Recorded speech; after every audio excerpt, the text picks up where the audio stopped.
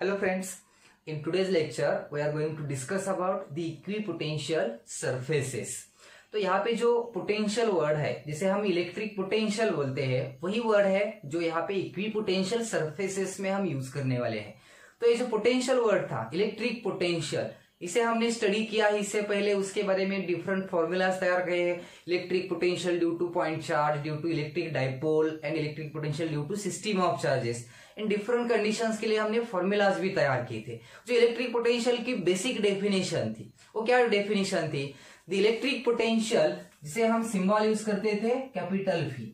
Electric potential fee is nothing but the amount of work done in bringing a unit charge from unit positive test charge from infinity per unit that test charge। इस तरह से हमने कुछ definition बनाई थी जो इसका एक बेसिक फॉर्मूला था। Electric potential is nothing but work done per unit test charge.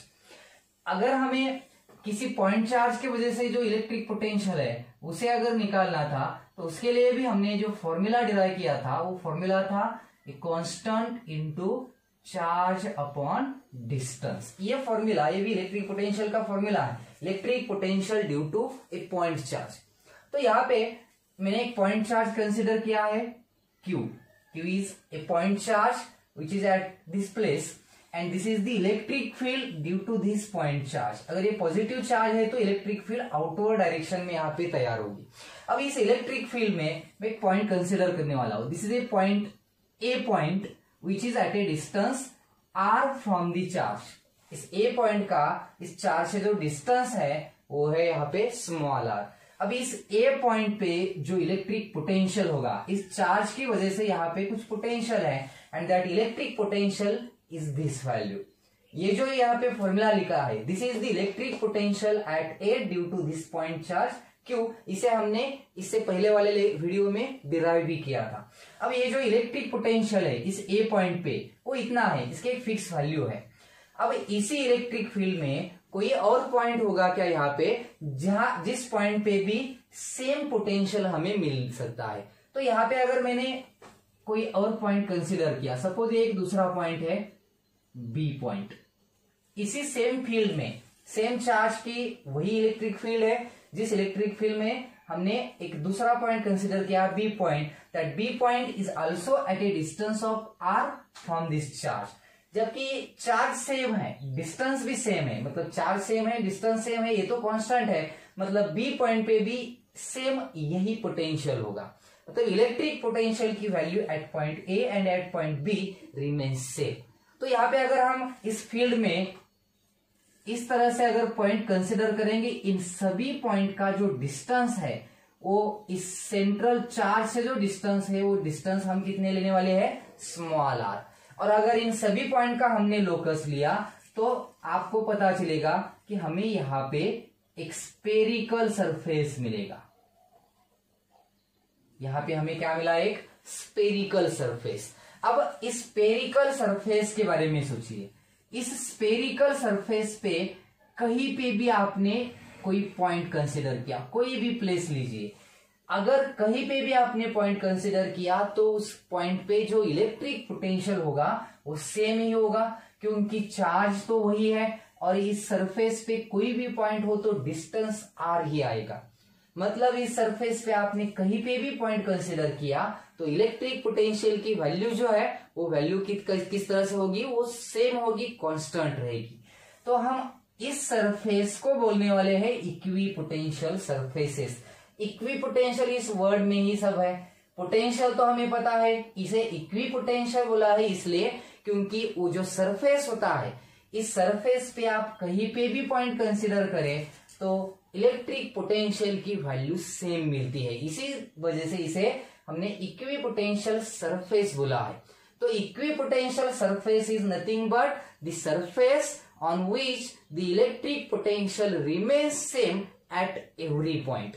उस सरफेस पे कोई भी पॉइंट आपने कंसिडर किया तो उस पॉइंट का इलेक्ट्रिक पोटेंशियल सेम मिलता है, इक्वल मिलता है, इसीलिए हम उसे इक्विपोटेंशियल सरफेस बोलते हैं। मैं यहाँ पे और एक, अगर मैंने यहाँ पे कुछ और पॉइंट्स कंसिडर किए और इन सभी पॉइंट्स का भी लोकस लिया जिनका डिस्टेंस जो है इस सेंट्रल चार्ज से सेम हो तो हमें और एक स्पेरिकल सरफेस मिलेगा।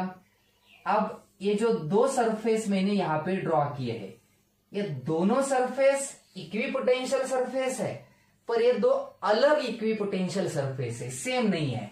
क्योंकि मान लीजिए यहाँ पे ये पी पॉइंट है। अब यहाँ पे जो ए पॉइंट है और पी पॉइंट है, ए पॉइंट और पी पॉइंट का इलेक्ट्रिक पोटेंशियल डिफरेंट है। पर मैंने अगर इस आउटर स्पेरिकल जो सरफेस है इस पे कहीं पे भी पॉइंट लिया तो उस पॉइंट का जो पोटेंशियल होगा वो पोटेंशियल सेम होगा, मतलब जितना पी पॉइंट पे है। मतलब ये अलग अलग क्या है, इक्विपोटेंशियल सरफेस है। तो इस तरह से यहाँ पे हम infinite number of equipotential surface ले सकते हैं। मतलब यहाँ पे दो ही नहीं, इस तरह से बहुत सारे क्या है, इक्विपोटेंशियल सरफेसेस है। मतलब आपको पता चला होगा कि यहाँ पे इक्विपोटेंशियल सरफेस का मतलब, इक्विपोटेंशियल सरफेस यानी उस टाइप का सरफेस जिस सरफेस पे आपने कहीं पे भी पॉइंट लिया तो पोटेंशियल की वैल्यू जो है वो सेम मिलती है हमें। अगर ये स्पेरिकल सरफेस है तो इस टाइप का सरफेस हमें मिलता है किसी पॉइंट चार्ज की वजह से या फिर किसी स्पेरिकल चार्ज्ड कंडक्टर की वजह से। हमेशा इसी तरह से ये रेडियली आउटवर्ड इलेक्ट्रिक फील्ड होगी ऐसा नहीं होगा। सपोज यहाँ पे मैंने दूसरी टाइप से एक इलेक्ट्रिक फील्ड दिखाया कि यूनिफॉर्म इलेक्ट्रिक फील्ड है।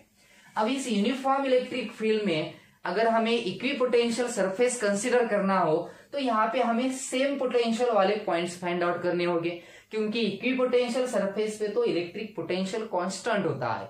तो यहाँ पे अगर मैंने ये वर्टिकल प्लेन कंसीडर किया, यहाँ पे ये जो वर्टिकल प्लेन है, इस वर्टिकल प्लेन में कहीं पे भी आप पॉइंट कंसीडर करो, इन सभी पॉइंट्स का इलेक्ट्रिक पोटेंशियल जो है वो क्या होगा, सेम होगा। इस वर्टिकल प्लेन में आपने कहीं पे भी पॉइंट कंसीडर कीजिए, इस सभी पॉइंट का इलेक्ट्रिक पोटेंशियल सेम है। इसका मतलब ये जो वर्टिकल, ये जो प्लेन है, ये जो इलेक्ट्रिक फील्ड को जो परपेंडिकुलर प्लेन में यहाँ पे लेने वाला हूं, इस प्लेन में आपने कहीं पे भी पॉइंट कंसीडर किया तो उस पॉइंट का इलेक्ट्रिक पोटेंशियल हमें इक्वल मिलता है। अगर यहाँ पे इस सरफेस पे इलेक्ट्रिक पोटेंशियल इक्वल है तो हम इस सरफेस को बोलने वाले हैं इक्विपोटेंशियल सरफेस। मतलब जब इलेक्ट्रिक फील्ड यूनिफॉर्म होती है तो इक्विपोटेंशियल सरफेस प्लेन होता है। क्योंकि यहाँ पे पॉइंट चार्ज था तो इक्विपोटेंशियल सरफेस स्फेरिकल मिला। यहाँ पे यूनिफॉर्म इलेक्ट्रिक फील्ड है तो इक्विपोटेंशियल सरफेस का शेप किस तरह से आ गया, प्लेन। ये जो वर्टिकल प्लेन हमने दिखाया यहाँ पे, इस प्लेन में आप कहीं पे भी कंसिडर करेंगे तो इलेक्ट्रिक पोटेंशियल की वैल्यू सेम मिलेगी, इसलिए हमने इस प्लेन को बोला है इक्विपोटेंशियल सरफेस। तो फिर एक ही होगा क्या, अगर हमने आगे के कुछ पॉइंट्स कंसिडर किए, यहाँ पे मैं सिमिलर उसी टाइप का एक प्लेन कंसिडर करने वाला हूं। एक प्लेन और एक है, यहाँ पे एक प्लेन आ गया है। इसी प्लेन में अगर इस प्लेन में आप कहीं पे भी कंसिडर करेंगे तो यहाँ पे भी इलेक्ट्रिक पोटेंशियल की वैल्यू सेम होगी। इन दोनों प्लेन में इलेक्ट्रिक पोटेंशियल डिफरेंट है, इसलिए ये दो अलग अलग इक्विपोटेंशियल सरफेस बनेंगे। आपने अगर इस इक्विपोटेंशियल सरफेस में कहीं पे भी पॉइंट कंसिडर किया तो इलेक्ट्रिक पोटेंशियल की वैल्यू सेम रहती है। तो इस तरह से यूनिफॉर्म इलेक्ट्रिक फील्ड में भी इक्विपोटेंशियल सरफेस होते हैं जिसका शेप प्लेन होता है, पॉइंट चार्ज के लिए स्फेरिकल होता है। यही सेम कंडीशन एक हमारे टेक्स्ट बुक में दी है। एक दो मेटल प्लेट्स है and there is metal plate की जो दो टर्मिनल्स है बैटरी की, इन दो टर्मिनल्स को हमने इस मेटल प्लेट को कनेक्ट किया है। जबकि ये बैटरी है इसलिए फर्स्ट प्लेट पॉजिटिवली चार्ज हुई, सेकेंड प्लेट निगेटिवली चार्ज हुई। इन दोनों प्लेट के बीच में जो स्पेस है, इनके बीच तैयार हुई यहाँ पे इलेक्ट्रिक फील्ड, जिसकी इस तरफ डायरेक्शन है जो यूनिफॉर्म इलेक्ट्रिक फील्ड होती है। और इस इलेक्ट्रिक फील्ड में अगर हमने इस तरह से वर्टिकल प्लेन्स कंसिडर किए तो ये वर्टिकल प्लेन में अगर आपने कहीं पे भी पोटेंशियल मेजर किया, मतलब ये जो वर्टिकल प्लेन है, इस प्लेन में आप कहीं पे भी इलेक्ट्रिक पोटेंशियल मेजर करें तो उसकी वैल्यू सेम मिलते हैं। इसलिए ये वर्टिकल प्लेन जो में हमें मिला यहाँ पे, ये प्लेन जो है, ये प्लेन यहाँ पे हो गया हमारा इक्विपोटेंशियल सरफेस, जो इस टाइप की फील्ड में भी था। तो इक्विपोटेंशियल सरफेस का मीनिंग आसान है, सिंपल है। हमें पता है कि equipotential surface is the surface on which electric potential remains same at every points. तो ये इक्विपोटेंशियल सरफेस हुआ। अब ये जो इक्विपोटेंशियल सरफेस है इसकी कुछ प्रॉपर्टीज है, मतलब हमें इन सरफेसेस के बारे में कुछ बातें याद होनी चाहिए, मालूम होनी चाहिए, क्योंकि इसे हमें कई न्यूमेरिकल्स को सॉल्व करने के लिए यूज करना है। तो इक्विपोटेंशियल सरफेस के बारे में दो इंपॉर्टेंट बातें हैं, जिसमें से फर्स्ट कंडीशन यहाँ पे एक वर्क डन की कंडीशन होती है। अब वर्क डन मतलब क्या, किसी भी इलेक्ट्रिक फील्ड में मान लेते हैं यहाँ पे एक पी पॉइंट है और एक क्यू पॉइंट है, ये दो पॉइंट्स है। पी और क्यू पॉइंट जो है यहाँ पे, इन दोनों पॉइंट पे इलेक्ट्रिक पोटेंशियल है। Suppose at P there is an electric potential of phi P and at Q there is an electric potential of phi Q. P point पे कितना पोटेंशियल है, वीपी है। क्यू पॉइंट पे कितना electric potential है, फी Q है। और मैं यहां से यहाँ पे एक चार्ज लेने वाला हूं, एक टेस्ट चार्ज है। इस टेस्ट चार्ज को मैं पी से क्यू तक डिस्प्लेस करने वाला हूं। टेस्ट चार्ज को मैं क्या करने वाला हूं, यहाँ पे पी से क्यू तक डिस्प्लेस करने वाला हूं। मतलब फोर्स लगा के अगर हमने इसे डिस्प्लेस किया तो हम यहाँ पे करते हैं वर्क डन। यहाँ पे क्या किया मैंने, वर्क डन। या फिर वर्क डन का फॉर्मूला अगर हम इलेक्ट्रिक पोटेंशियल में ले तो यहाँ पे इन दोनों पॉइंट के बीच में जो पोटेंशियल डिफरेंस है फी पी माइनस फी क्यू, इन दोनों पॉइंट के बीच का हम क्या निकालेंगे, इलेक्ट्रिक पोटेंशियल डिफरेंस। और वो इलेक्ट्रिक पोटेंशियल डिफरेंस होता है work done to bring point charge from P point to Q point per unit test charge. ये पोटेंशियल, इलेक्ट्रिक पोटेंशियल डिफरेंस का फॉर्मूला हमने इससे पहले भी स्टडी किया था।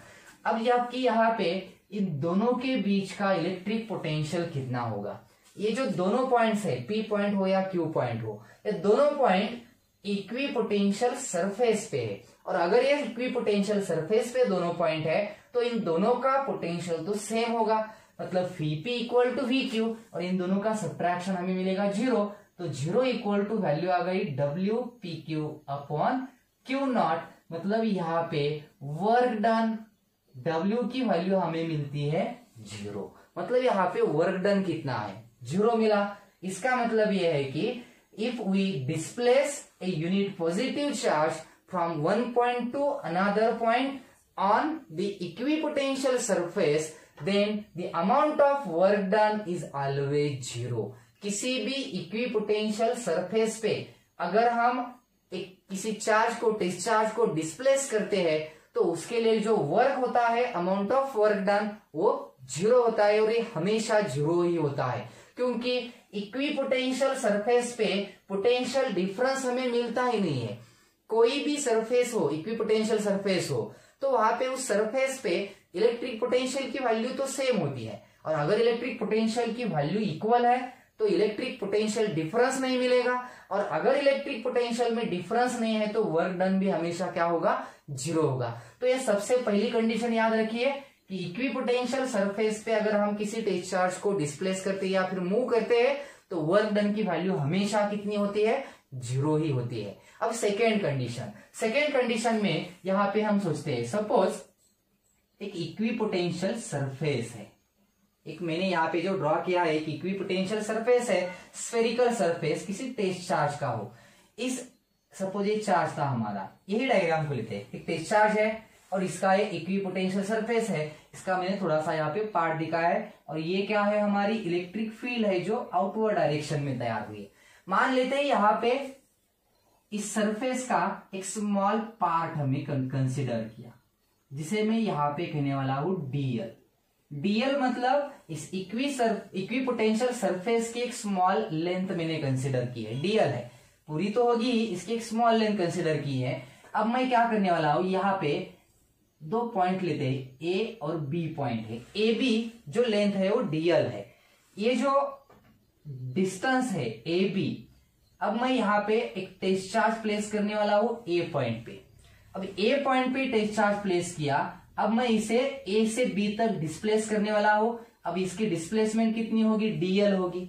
डिस्प्लेसमेंट अगर इसकी डीएल हुई तो यहाँ पे हम कह सकते हैं कि जो वर्क डन हमने किया उसका फॉर्मूला होता है dw equal to minus F into DL, F bar dot DL bar. Negative sign आता है क्योंकि यहाँ पे displacement is against the force होता है। तो अब ये जो फॉर्मूला है इसमें इलेक्ट्रिक फील्ड के कंडीशन में यूज करता हूं। इलेक्ट्रिक फील्ड की कौन सी कंडीशन? इलेक्ट्रिक फील्ड का फॉर्मूला जो था वो फॉर्मूला था electric field equal to force per unit test charge.